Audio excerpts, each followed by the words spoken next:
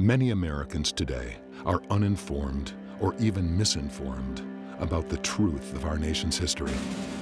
Is the American classroom teaching an altered view of history, or has it been altogether rewritten? What happens to a society that forgets the truths of its own past? And what are the consequences when we do? Discover the forgotten and astonishing story of our nation's foundation in the American Heritage series. For centuries, Americans were taught a truthful view of history that recognized the godly heroes and moral foundation our nation was founded upon. But in recent years, a new version of history has assaulted the moral and spiritual fiber of our nation, leaving the truth of our past eliminated and forgotten until today. Join historian David Barton and experience the untold story of our nation's history in the American Heritage series.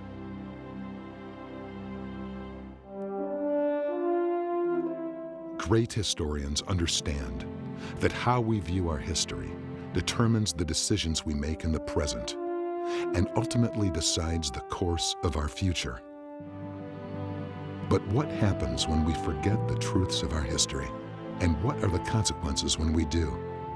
Rediscover the astonishing story of our nation's godly history in the American Heritage series. America, this is your heritage. A nation which does not remember what it was yesterday does not know what it is today, nor what it is trying to do. We are trying to do a futile thing if we don't know where we have come from or what we have been about. This is true with America today. We have forgotten where we've come from and what we've been about. And this is especially true when it comes to the role of the church, of ministers and Christians in the civil arena. Strident voices both inside and outside the Christian community assert that Christians never have been involved in the civil arena and shouldn't be now. Many Christians have even embraced this constricting mentality, and they've adopted a compartmentalized view that allows them to express faith and values in church, but segregates those same faith and values from the civil arena. Yet the teachings of the Bible reject this compartmentalized approach to life, and our history proves that for generations, Christians embrace the proper viewpoint. Today, we have an opportunity few others in our history have had, an opportunity to dramatically improve our culture and to be salt and light in a number of strategic areas in the public square. Yet the church will miss this opportunity, and we will fail future generations unless we change our thinking and our actions. To do this, we must first understand the true historical and biblical role of Christians in the civil arena. American history, or better said, our view of American history, has a substantial impact on our behavior today. The U.S. Supreme Court's a great example. Every time you go into the U.S. Supreme Court, you're arguing about a document that's 200 years old. You're arguing about the Constitution. And so one side says, well, here's what that clause means. Another side says, no, here's the history of that clause. And so the way we view our history, even on our American documents, affects the way we live today. So history is something substantial. I think that's a big reason that there is such a huge emphasis on history in the Bible. God gives us verse after verse that tells us to recall the former days, remember the former times, to know our history. You find that even revivals that are associated in the Scriptures deal with rediscovering history, as it was with Josiah. They found that old scroll in the temple, they brought it out, they read it, and they said, you mean we used to be like this? Led to a national revival. The whole thing that saved the nation with Esther was Mordecai was about to be hung. The king read the history book. He said, I forgot that happened. And it turned the gallows of Haman from Mordecai to actually hanging Haman. So history's a huge thing as far as current modern behavior. It's based on who we were as a people. An excellent indication of how much Americans have forgotten their own history occurs around the 4th of July. If you ask most citizens on that day why we separated from Great Britain, the overwhelming response will be taxation without representation. That answer's okay as far as it goes. Taxation without representation was one of the grievances listed in the Declaration, but it was only one of 27 reasons given. Actually, taxation without representation was one of the lesser reasons listed alongside Great Britain's suppression of immigration and her interference with our foreign trade. Listed in the Declaration 11 times more often than taxation without representation was the abuse of representative powers. The abuse of military powers was listed 7 times as often. The abuse of judicial powers 4 times as often, and generally stirring up domestic insurrection twice as often. In fact, Taxation without representation was only grievance number 17 out of the 27. It was given little emphasis in the Declaration, yet it is the one issue that everyone knows about today. We started changing at least the way we deal with American history in the 1930s and 40s and 50s. We went from a very substantial view of having God involved in American history to a very secular view of American history. We look back in the early textbooks in the 1700s, 1800s. This is one of the most popular textbooks in American history. It was from 1878. This was used in public schools for generations, and the author of that textbook, Charles Coffin, calls the story of liberty. He says, if you do not see the divine hand working behind the scenes with what's going on in history, history will be an incomprehensible enigma. And that's what it's become for American students. We've taken God's hand out of history. No longer does anything have meaning. It's just a series of dates and places and events. There's not a purpose to history. It's an incomprehensible enigma. Very few really like history today as it's taught. But we used to teach history in a very different way. In the 1920s and 30s and 40s, we had a whole new group of historical writers that appeared on the scene. Charles and Mary Beard, W.E. Woodward, Fairfax Downey, and they started saying, you know, the only thing that really motivates people is money. That's all that anybody cares about. Let's teach history that way. Wow. So they started writing a whole series of textbooks that were what were called the economic view of history. The economic view of the Declaration, the economic view of the Constitution, the economic view of the American people. Everything was economics. Well, the problem with that is when you apply that paradigm to American history, and we did that officially in the 1960s, textbook writers adopted what's called the economic view of American history. The result is now of 40, 60, 70 years of being taught economic view. When you study the Declaration of Independence today, we learn that America was founded. The reason they did the Declaration of Independence was because of taxation without representation. Right. Well, that's an economic reason. The problem with that is the Declaration gave 27 different reasons that we became an independent nation. Now, taxation without representation was number 17 of the 27. It wasn't even their top list. It wasn't that substantial. I mean, it was an issue. It was definitely an issue, but it was not the issue. It was in the bottom half of their list on why they separated from Great Britain. So under this economic view of American history that we've had for 70 years, it affects the way we see government. It affects what we think government should be about, what government's supposed to be about jobs and stopping the outsourcing and economics. And no, any given session of Congress, Congress deals with between 10 and 13,000 bills a session. Hundreds and hundreds and hundreds of those bills have nothing to do with economics, but we'll never hear that on the news. Wow.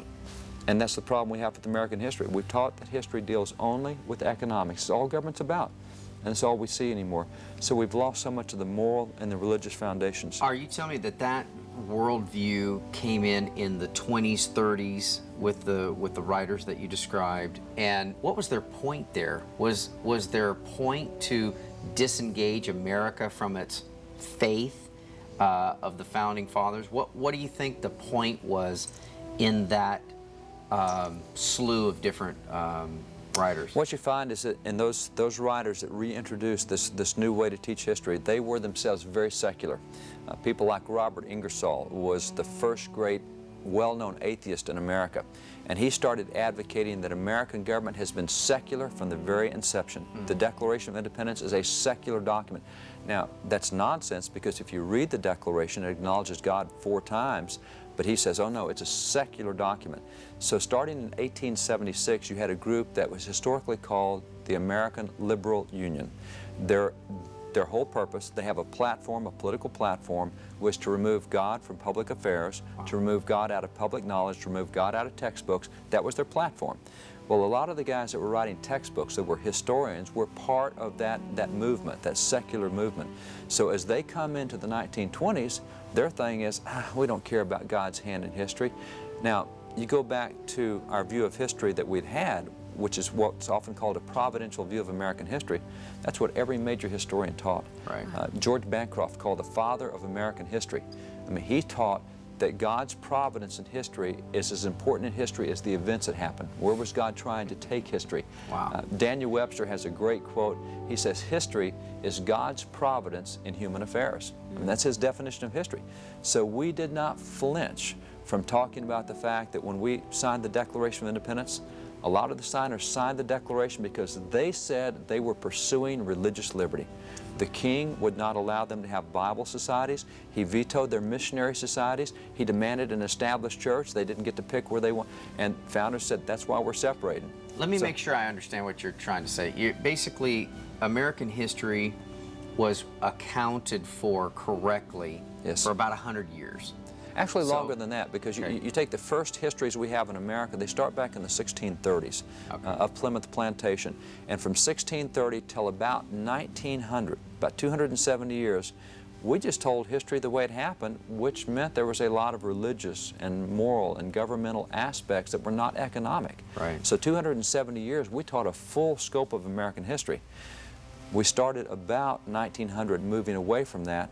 1920s, we started teaching a very secular view, and since the 1960s, we've only taught an economic view of history. And that cuts out 95% of what happens in history. Great historians understand that how we view our history determines the decisions we make in the present and ultimately decides the course of our future. But what happens when we forget the truths of our history? And what are the consequences when we do? Rediscover the astonishing story of our nation's godly history in the American Heritage series.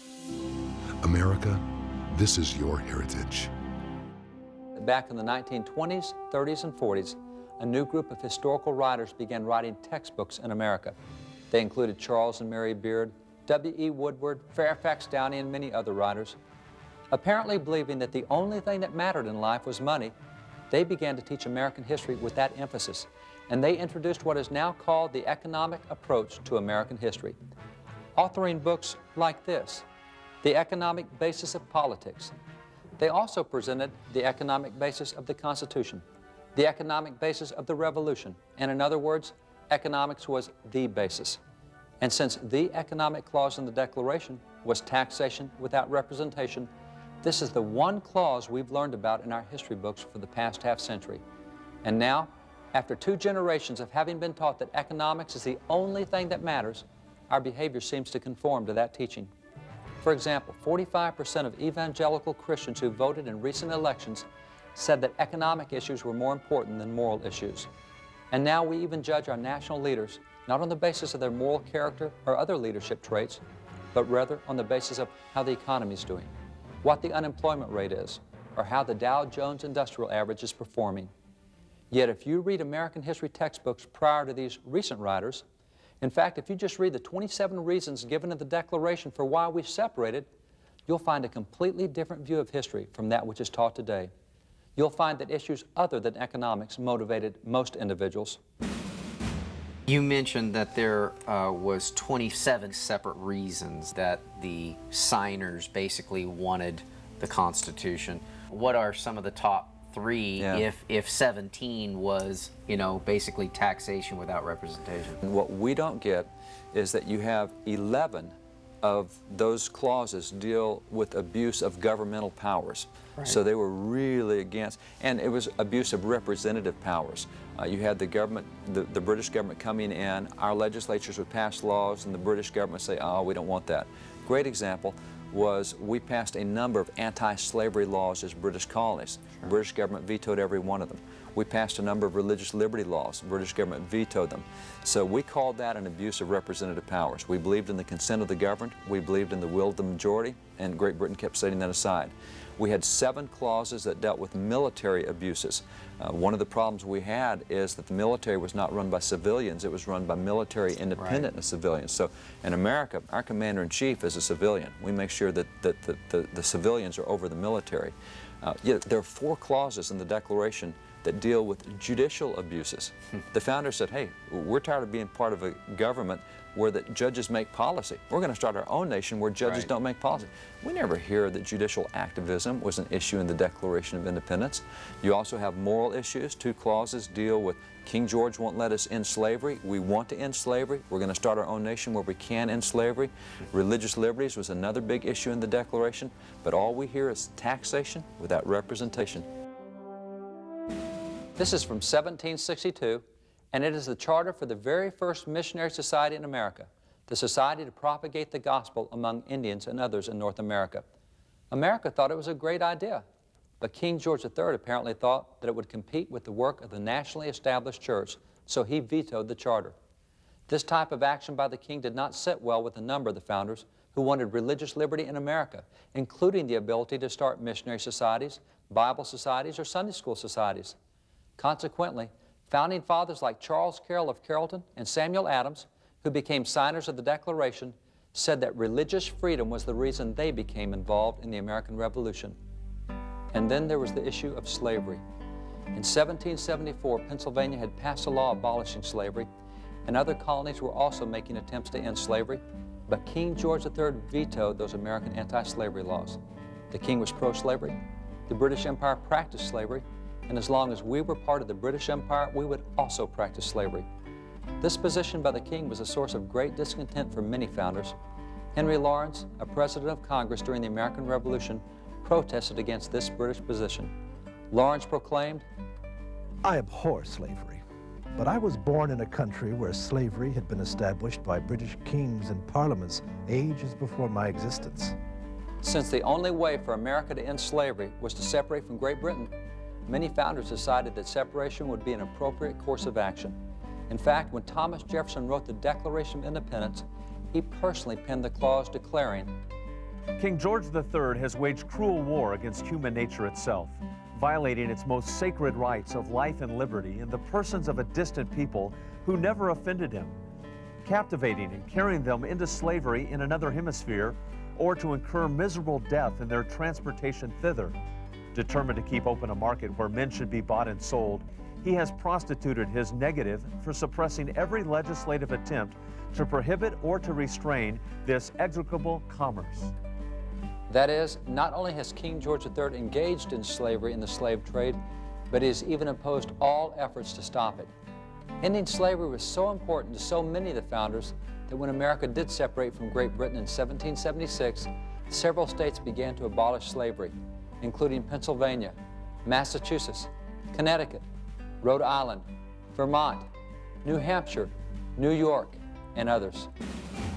So somebody along the line just decided that America should really remember its past and remember its history through the almighty dollar. Right. Is basically what happened. Because that was all that was of importance to those writers. Those particular writers, all they cared, they didn't care about God, they didn't care about religion, morality. What they cared about was economics and gain. And so since that's what they cared about, that's what they wrote about. And you'll find that with most writers, they write about the things they care about. Right. Well, what happened was we allowed them to be really the writers of textbooks for a number of decades. And so what happens in historical circles is you start repeating what other historians are saying. Right. And you pick up their paradigm, and that becomes what the whole universe of historians in that field say, and you forget what your history was. And that's really what they did. Why do you think they chose the economic? Was that really a prevalent thing, and that changed the way that we actually can, our children's reading of history is affected by someone's choice that history should be viewed through the dollar? Absolutely. It has affected that. It still affects that today. If you look at textbooks today, we still teach economic issues as the basis of what happens. For example, when we teach the colonization and the first colonists that came to America in the Virginia colony, if you will look at current textbooks right now, they say that the Virginia colony was founded to search for gold. Well, if you read the charter of the Virginia colony, that is listed down there about issue 22 or 24 or 26. Way up top was the propagation of the gospel. But since we're going to talk about the economic view, we're going to take this issue way down here in the 20s and elevate it to the #1 issue. Wow. And so when you look at the colonization aspects that we have in America today, we say that all the colonists came here looking for land, looking for wealth, looking to get away from economic poverty they had in Great Britain or France or Holland or wherever. That's nonsense. Every single charter for American colonization puts the propagation of the gospel of Jesus Christ. It's a huge thing, but you'll never hear that in a textbook today. That's why it's so important to go back and look at the original documents and not somebody's spin on the original documents. And that's what textbooks do, is spin that writer's view. Great historians understand that how we view our history determines the decisions we make in the present and ultimately decides the course of our future. But what happens when we forget the truths of our history And what are the consequences when we do? Rediscover the astonishing story of our nation's godly history in the American Heritage series. America, this is your heritage. Not every state immediately abolished slavery. And it's also true that even though the overwhelming majority of founding fathers were anti-slavery, not all were. In fact, Jefferson's forceful denunciation of the slave trade in the original draft of the Declaration was complained about so strenuously by the delegates from Georgia and South Carolina that his clause was removed from the Declaration and a milder condemnation inserted. Nevertheless, the desire to end slavery was a major factor in the thinking of many founding fathers. In fact, this document is the Constitution of America's very first anti-slavery society, and this society was founded by Benjamin Franklin and Dr. Benjamin Rush, both of whom became signers of the Declaration of Independence. And the date on this Constitution is 1774. This society was founded 2 years before we separated from Great Britain. This was an act of civil disobedience. For King George III had said we could not end slavery, but these two founders ignored that fact and worked to end slavery anyway. In fact, Dr. Benjamin Rush led the anti-slavery fight for almost 4 decades and even headed the national abolition movement. For many founders, their desire to end slavery was religiously motivated. Consider, for example, this speech by John Quincy Adams. He so hated slavery and so crusaded against it that he was nicknamed the great hellhound of slavery for his unrelenting efforts to abolish that evil. In this speech, Adams cites the Bible passage from Luke 4, where Jesus declared that he had come to set at liberty the captives. John Quincy Adams then notes that if this was the goal of the Savior, it should also be the goal of all Christians. They too should work to end slavery. As you can see, issues such as religious liberties and the end of slavery, and a number of other issues, like the removal of trial by jury, the impressment of American seamen by the British, and the placing of the military power above the civilian power, these were important reasons behind the founders' separation from Great Britain. Yet all we hear about today is taxation without representation. Just reminds me of that scripture that James says, where do wars and strife come from? It comes from the lust and the greed of your own flesh. Wow. I mean, look at what we are now living in because of that. Well, we've had this for 70 years. It affects the way people behave. Sure. It affects, for example, Christians, they often call Christian voters the values voters. Mm-hmm. Those values voters, in polling, you look at different groups of Christian voters. They have Christian voters, born-again voters, evangelical voters. Evangelical voters are those who take their faith most seriously. Mm-hmm. They're the ones who live by the Scriptures, or at least say they do in polling. And yet, in the last several federal elections, you find that 45% of evangelicals said that when it came time to vote, economic issues are more important than moral issues. Now, that's not living your faith, but that's what you've been taught for 70 years. Right. You don't even recognize the influence that it has. Okay, and that's a problem. What you just said was really important. Talking about the moral and the economic, because there's a whole group of evangelicals that do that. That's right. What gives me more? You know, what about my financial problems? Well, and see, this affects even the way we analyze news. Yeah. Because in recent presidential debates, we've been televising presidential debates since Nixon. And so as you look at recent presidential debates, the last several presidents have had the issue of marriage come up in their debates. It's interesting that in the most recent presidential debates, in the last debate, the word jobs was mentioned 157 times. The word marriage was mentioned once. Oh, Wow. That didn't stand out to anybody. Nobody knows that because they're supposed to talk about jobs. They're supposed to talk about, well, marriage is a substantial issue. Yes. We've seen that in state after state. We've seen it in family after family. It's major to every major religion in America, but it's not talked about, but we don't notice that because we've been taught the economic view of American history. Dave, I think that if I'm going to take away something from our conversation today is that somewhere along the line, you're talking about mainly the late 1800s, early 1900s, ultimately then in about 1960, the way that we view our history was completely changed by a set of textbook writers that chose to view history through the almighty dollar. Let me give you a visual of this, because this is really good. take someone like Alexis de Tocqueville, who came to America in the 1830s. America grew so fast, we got into what was called American exceptionalism. Around the world, people looked at America and said, how'd you do that? I mean, you've only had one revolution and it's been decades. We've gone through a bunch in France and a bunch in Poland, etc. So people came to America as foreigners to see what made us different. Alexis de Tocqueville did that 1831 to 1834. He went back to France and wrote his findings for the French, said, here's what makes America different. Now, he did that in this book right here. This is the book that he did for Frenchmen. It's translated into English, and it also went across America, because here's a Frenchman saying, here's what makes America substantially different. And he goes through, he talks about our faith, he talks about our religion, he talks about that the chief political force in America is Christianity. He talks about you can't go through a town without finding Christian missions. He says they're the ones that take care of the poor, they're the ones, and he goes all through Christianity. Now, this is what we taught in colleges for the next 100 years. We arrive at today. We still teach Alexis de Tocqueville in colleges, but this is the version we use today. Now, I think there's something missing between those two versions. Wow. And if you look at this version specifically says in the front that this has been abridged for the modern reader. Wow. Well, what is it the modern reader needs here that we didn't have here? Wow. The answer is, you read this, they've taken all the religious and moral aspects out. All you have is just a recitation of the governmental aspects, the regulatory aspects, nothing on the faith of America, nothing on the morality of America. See, that's the difference between old historians and modern historians, is they cut out that, and that's how much of American history we've lost in this transition of historical textbooks. Wow. So, the way we view history is very important. It is. If we think that government is only about economics, and that's all history is about, that's what we're going to demand from government.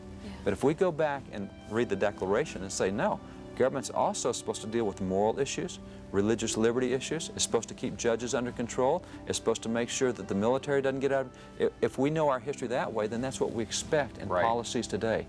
So what we know of history affects the way we behave right now today. You don't want to trust someone just because they write a book. Go back and check their sources. Go back and see what they wrote about. There's a number of books out now that deal with the founding era. The founding era was from 1760 through 1805. You check the bibliography, all their textbooks are written in the 1960s. Now, why would you study the 1760s out of 1960s books? Go back to the 1760s. And that's what you look for in textbooks, is that reliance on original documentation. For more information on the American Heritage Series, or to find books and other resources, visit wallbuilders.com. Through the American Heritage Series, renowned historian David Barton communicates our nation's forgotten, godly foundations and encourages us to once again view history through a truthful lens. For only when we recognize and embrace God's hand in our history can America become all that it was intended to be. Through Wall Builders, historian David Barton seeks to rebuild the walls of America's unique religious, moral, and constitutional heritage by educating the public and encouraging people of faith to become active in strengthening America's great foundations. For more information on how you can become involved, visit wallbuilders.com.